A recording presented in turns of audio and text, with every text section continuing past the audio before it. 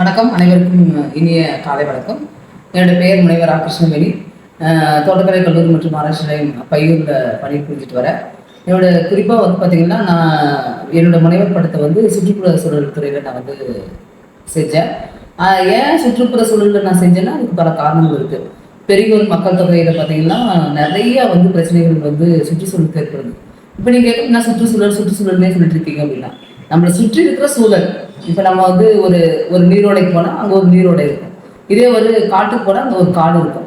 இதே வந்து வீட்டுக்கு போனால் வீடு இருக்கும். அதே மாதிரி ஒரு பஸ் ஸ்டாண்ட் போனால் பஸ் ஸ்டாண்ட் இருக்கும். ஒரு தேட்டருக்கு போனால் இதுதான் ஒரு சுற்றுச்சூழல். ஆனால் அந்த சுற்றுச்சூழலில் வந்து நீங்கள் நிறைய நேரம் தேட்டர்லேயே இருந்துக்க முடியுமா? முடியாது. அதே மாதிரி நிறைய நேரம் பஸ் ஸ்டாண்ட் இருக்க முடியாது. ஆனால் ஆரோக்கியமான ஒரு சுற்றுச்சூழல். நீங்கள் நிறைய நேரம் நீரோடை பக்கம் இருக்கலாம், நிறைய நேரம் காட்டுக்குள்ளே இருக்கலாம், நிறைய நேரம் வந்து நல்ல காற்று வீசக்கூடிய நிலப்பரப்பில் இருக்கலாம், புல்வெளிகள் இருக்கலாம். ஸோ நம்ம சுற்றுச்சூழல் வந்து நம்மளை வந்து எப்பவுமே ஒரு ஆரோக்கியமாக வச்சுருக்கோம். அதுக்கு தான் சுற்றுச்சூழலை பேணி காக்கணும் அப்படின்ற ஒரு கட்டாயத்தில் நம்ம போயிட்டுருக்கோம். இந்த சுற்றுச்சூழல் அதுக்கு முக்கிய காரணம் நம்ம தான், வேற யாரும் கிடையாது. மக்கள் பெருக பெருக சுற்றுச்சூழல் குறைஞ்சி அவருடைய வந்து தாக்கம் வந்து, அதாவது வந்து சுற்றுச்சூழல் வந்து கெடுறது வந்து அதிகமாயிட்டு இருக்கு. மக்கள் பெருகிறாங்க, சுற்றுச்சூழல் கெடுறாங்க. என்ன காரணம் அப்படின்னா, நிறைய நம்ம பயன்படுத்துகிறோம். நிறைய வந்து நம்ம வந்து இப்போ ஒரு ஒரு இப்போல்லாம் மஞ்சப்பை பயன்படுத்துங்க அப்படின்னு சொல்லிட்டுருக்காங்க. ஆனால் அதை நம்ம பயன்படுத்துறதே இல்லை. நிறைய வந்து பிளாஸ்டிக் பொருள். இங்கே இப்படி ஒரு கடைக்கு போனாலும் பிளாஸ்டிக், இந்த ஒரு இப்போ ஒரு பிஸ்கெட் வாங்கினாலும் பிளாஸ்டிக், ஒரு ஏதாவது ஒரு சிப்ஸ் வாங்கினாலும் பிளாஸ்டிக், இந்த மாதிரி ஒரு பூ வாங்கினா பிளாஸ்டிக் தான். எல்லாமே பிளாஸ்டிக் பிளாஸ்டிக் பிளாஸ்டிக். அந்த பிளாஸ்டிக்கே நம்ம சுற்றுச்சூழல் சூழ்ந்துருக்குது. நீங்கள் நினச்சி பாருங்க, ஒரு பிளாஸ்டிக்கை நல்லா தர மேலே போட்டுங்க, அது மேலே தண்ணி ஊற்றுங்க, கண்டிப்பாக தண்ணி அதுக்குள்ளே இறங்கவே இறங்காது. ஸோ அந்த வந்து வலிஞ்சிட்டு தான் போகும். அப்போ தண்ணி இறங்காது. ஒரு காலத்தில் என்ன ஆகும் அப்படின்னா, நம்ம மேற்பரப்பு புல்லு வந்து பிளாஸ்டிக் வந்து சூழ்ந்துடும். அப்போ சூழ்ந்துட்டு இருக்கப்ப மழை வந்தாலும் மண்ணு கீழே இது நிலத்துக்கு போகாது. அதே மாதிரி அந்த சுற்றுச்சூழல் வந்து பார்த்தீங்கன்னா, அந்த பிளாஸ்டிக்ல இருந்து நிறைய வந்து நம்மளுக்கு வந்து நிறைய வந்து வேதிப்பொருள் வந்து, அந்த வேதிப்பொருள்லாம் மண்ணில் கலக்கும். அந்த வேதிப்பொருள் வந்து மண்ணில் கலக்கிறது இல்லாமல் ஆவியா வந்து நம்ம உடம்புல வந்து நல்ல பலவிதமான நோய்களை நமக்கும் கொடுக்கும். அதே மாதிரி கால்நடைகளுக்கும் வந்து நிறைய நோய்களை வந்து கொடுக்கும்.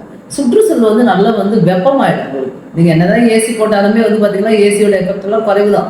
நிறைய வந்து ஏசியோட குளிர்சாதத்தை குறைச்சிட்டே வரும், மைனஸ் போயிடும். இன்னும் கொஞ்சம் காலம்லாம் போனால் மைனஸில் வச்சாதான் நம்மளால இருக்க முடியும். அந்த மாதிரி ஒரு சூழ்நிலை தான் நம்ம இருந்துட்டு இருக்கோம். இந்த மாதிரி ஒரு சூழலில் வந்து சுற்றுப்புற சூழலை வந்து எப்படி பாதுகாக்கலாம், ரொம்ப முக்கியம். வந்துச்சு அதையே நினச்சிட்டு இருக்க முடியாது, அது பாதுகாக்கணும், அது ரொம்ப ரொம்ப முக்கியம். ஸோ அதுக்கு வந்து பார்த்தீங்கன்னா எளிமையான வழி, எப்பவுமே வந்து மரம் வளர்க்குறது தான் வந்து சுற்றுப்புற சூழலுடைய பெரிய நிலையான மற்றும் நீண்ட காலம் இருக்கக்கூடிய ஒரு சுற்றுப்புற சூழலை வந்து நம்ம பாதுகாக்கக்கூடிய ஒரு முக்கியமான முறை வந்து மரம் வளர்க்கணும். மரம் வளர்க்கல பெரிய அதுக்கு நிலம் வேணுமே மேடம், நிறைய இது வேணுமே, அது தேவையே கிடையாது. குறுகிய இடத்துல 2 மரம், உங்கள் வீட்டு பக்கம் ஒரு 3 மரம் வைத்தா கூட போதும். 2 செடிகள் கூட வைங்க, பச்சையா இருக்கிற எந்த ஒரு புத செடிகள் வைங்க, அழகு தாவரங்கள் வைங்க. இதெல்லாம் என்ன பண்ணுன்னா, இந்த கரியமலை வாயு தான் வந்து நம்மளுக்கு பூமி வந்து வெப்பமா இருக்கு முக்கியமான காரணம். இந்த கரிமலை வாயுக்களை வந்து இந்த செடிகள் வந்து எடுத்து நல்லது செய்யும். நம்ம கரிமலை நம்மளுக்கு வந்து பலவிதமான நோய்கள் வரும்.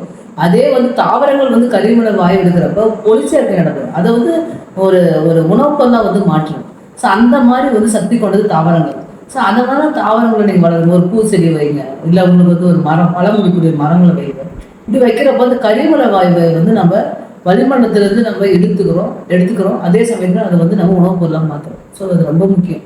ஏதாவது மரம் வளர்க்குறது, செடி வளர்க்குறது, கொடி வளர்க்குறது, இதெல்லாம் ரொம்ப கடைபிடிக்கும். அதற்கு மேலே சுற்றுப்புற சூழலை பார்த்துக்கணும்னா, நீங்கள் நீரோடைகள் அதிக அளவு வந்து வீணாக வந்து நீங்கள் செலவு செய்யக்கூடாது. டேப்பெல்லாம் நம்ம திறந்து விட்டு தான் ப்ரெஷ் பண்ணிட்டு இருக்கோம். நீங்கள் ஒன்றா ஒரு நாளைக்கு நினச்சி பாருங்க, டேப்பை திறந்து விட்டு ப்ரெஷ் பண்ணிட்டு ஒரு 5 நிமிஷம் 10 நிமிஷம் எடுத்து பாருங்க, பல வாளி, அதாவது வந்து நிறைய பக்கெட், 10 பக்கெட் வேஸ்ட் ஆகிடும். அதே மாதிரி நீங்கள் கழுவுறதும் பாத்திரம் கழுவுறதும் சரி, எந்த விதத்துக்கும் நீங்கள் அளவுகளை வந்து நீங்கள் எடுக்கிறப்போ வந்து நிறைய வந்து நீர் வந்து உங்களுக்கு வந்து நீங்கள் விரைவுபடுத்துகிற மாதிரி தான் இருக்கும். இதெல்லாம் எதுக்கு காரணம் அப்படின்னா, இந்த மாதிரி விரைவுபடுத்திட்டு வந்து என்ன ஆகும்னா, அந்த நீர்நிலைகள்லாம் வந்து அசுத்த வாட்டராக வந்து நம்ம வீட்டை சுற்றியே தான் இருக்கும். இதுக்கு என்னத்து பண்ணும் அப்படின்னு சொன்னால், அந்த அசுத்த வாட்டர்கள் தான் வந்து நிறைய கொசுக்கள், நோய் பரவக்கூடிய கிருமிகளுக்கு வந்து ஒரு வளரிடமாக இருக்கும். அந்த கிருமிகள் வந்து மனிதனை வந்து தாக்கும். ஒன்று மாசுபடுறதுனால மனிதன் தாக்குது. அந்த மாசுபட்ட நீர் வந்து வெளியே போகிறப்ப அங்கே வந்து நிறைய வந்து கொசுக்கள் மற்றும் நோய்களை கிருமிகள் வளர்றதுனால நமக்கு நோய்கள் வருது. ஸோ இவங்க சுற்றி வந்துட்டு இருக்கும். அந்த இது ஒரு முறையில் வந்து நீரை வந்து சிக்கனமாக சேமிக்கலாம். அதே மாதிரி கழிவு நீரை வந்து நீங்கள் பயன்படுத்தி வந்து உங்களுக்கு தோட்டம் அமைச்சு, அதாவது வந்து நம்ம சொல்லுவாங்க காய்கறி பயிர் தோட்டம் அப்படின்னு சொல்லுவாங்க. ஸோ கிச்சன் கார்டன் மாதிரி, அது மாதிரி நீங்கள் அமைச்சு கூட நீங்கள் அந்த நீரை வந்து பயன்படுத்தலாம். இது இப்படி சரி. அதுக்கு மேலே வந்து பார்த்தீங்கன்னா நிறைய எரிசக்தி நிறைய செலவு பண்ணிட்டு இருக்கோம். இப்போ ஃபேன் போட்டால் அது வந்து நம்ம ஆஃப் பண்ணுறது இல்லை, லைட் போட்டால் ஆஃப் பண்ணுறது இல்லை. இதுவும் ஒரு வெப்பத்தை தான். நிறைய லைட் போட்டு நீங்கள் வேணா இருங்க, ஒரு 10 லைட் போட்டு ஒரு ரூமில் இருக்குது, கண்டிப்பாக ஒரு அரை மணி நேரத்துக்கு மேலே இருக்க முடியாது. ஸோ அந்த மாதிரி ஒரு அதுவும் ஒரு வெப்பமாக அதில் கொடுக்கும். ஸோ நீங்கள் எரிசக்தியை பொருட்களையும் நீங்கள் குறைந்த அளவில் பயன்படுத்தணும். அதற்கு மேலே வந்து பார்த்தீங்கன்னா சுற்றுப்புற சூழலை நீங்கள் இது பண்ணால் ஒருத்தரும் பர்த்டேக்கும் நிறைய கொண்டாடுறோம். எவ்வளோ ஒரு 10,000 20,000 கூட நம்ம அதுக்கு ஒரு 10 மரம் நீங்கள் வச்சு விட்டீங்கன்னா கண்டிப்பாக வந்து உங்களுக்கு வளர்ச்சி வந்து நல்லா அபூர்வம். அந்த மரம் வளர வளர உங்கள் குழந்தைய வளர்ந்துட்டு இருக்கும். அந்த ஒரு குழந்தை வந்து காலேஜ் போகிறப்ப அதில் இருக்கிற இளநீ பிடிங்கி சாப்பிடும், இல்லை ஒரு கொய்யா பழத்தை பிடிங்கி சாப்பிடும், ஒரு மாதுளை பழத்தை. அந்த குழந்தைக்கு ஒரு இன்ட்ரெஸ்ட் வரும், நம்ம வச்ச மரம், நம்ம பிறந்த நாளுக்கு வச்ச மரம் அப்படின்ற ஒரு ஆர்வம் வந்து அந்த குழந்தைக்கு வரும். ஹாபி, அவனோட டைவர்ஷன் வந்து குறையும். அங்கே ஒரு பறவை வைங்க, பறவை பார்த்து வளரும். அதுப்போ செல்ஃபோனோட பயன்பாடு நம்ம வந்து குறைக்கலாம். அந்த குழந்தைக்கு வந்து அந்த மாதிரி ஒரு நாட்டம் வந்துடும். இந்த மாதிரி செய்யலாம். அதே மாதிரி ஒரு விருந்தினர் வீட்டுக்கு போகிறப்ப, ஒரு கல்யாண நிகழ்ச்சிகள் எல்லாம் பார்த்தீங்கன்னா மரங்கள் செடிகளை வந்து நீங்கள் பரிசீலிக்கலாம். ஸோ இப்படிலாம் நம்ம செய்கிறப்போ வந்து நம்ம சுற்றுப்புற சூழலை வந்து பாதுகாக்கலாம். காற்றை வந்து கண்டிப்பாக எரிக்கக்கூடாது. எரிச்சிங்கன்னா அது உங்களுக்கு ரொம்ப ஆபத்து. நீங்கள் நினைக்கிறீங்க அங்கே சுத்தமாயிடுச்சுன்னா, ஆனால் அந்த புகை வந்து உங்கள் வீட்டை சுற்றிட்டே தான் இருக்கும். ஸோ அப்படி இருக்கிறப்போ உங்களுக்கு பலவிதமான மயக்கம் வரும், தலை சுத்தல் வரும், அதே மாதிரி உங்களுக்கு ஆஸ்துமா வரும், இருமல் வரும், ஏதாவது ஒரு உபாதைகள் வந்து அதை கொடுத்துட்டே இருக்கும். அதனால வந்து இது எரிக்கிறத வந்து தயவு செஞ்சு குறிப்பாக வந்து பாலித்தீன் பேக் வந்து எரிக்காதீங்க.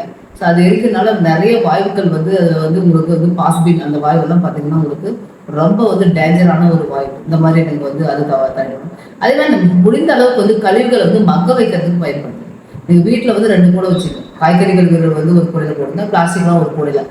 இந்த காய்கறி கழிவுகளை வந்து நீங்கள் ஒரு இடத்துல மக்க வச்சு அதை எடுத்து உங்கள் செடிகளுக்கு போடுறப்ப கண்டிப்பாக உங்களுக்கு வந்து இந்த புதினா, கருவேப்பிலை, அதே மாதிரி வெந்தயக்கீரை, அதே மாதிரி ஒரு சில 5-6 வகையான கீரைகளை வந்து இந்த எரு போட்டு நீங்கள் வளர்த்திக்கலாம். வளர்த்துக்கிறப்ப வந்து நீங்கள் சந்தையில் வந்து அதிக அளவு நஞ்சு உள்ள நிறைய பூச்சி மற்றும் புதின கொல்லிகளில் வந்து பயன்படுத்துகிற அந்த கீரைகளை வந்து நீங்கள் தவிர்க்கலாம். இந்த மாதிரி நம்மளை சுற்றியே வந்து நிறைய வந்து நமக்கு நிறைய விஷயங்கள் இருக்குது. இப்படி செய்கிறப்ப ஆரோக்கியமான வாழ்வு கிடைக்கும். உங்களுக்கு உங்கள் கிராமமும் சுத்தமாக இருக்கும், உங்கள் வீடும் சுத்தமாக, நீங்களும் சுத்தமாக இருப்பீங்க, நோய் நொடின்னு இருப்பீங்க. உங்களுக்கு வந்து அதிக செலவு அன்னசரியாக போய் ஹாஸ்பிட்டல் அட்மிட் பண்ணுறேன், டிஸ்சார்ஜ் பண்ண ஒரு 10,000 20,000 இந்த மாதிரி செலவுகள்லாம் குறையும்.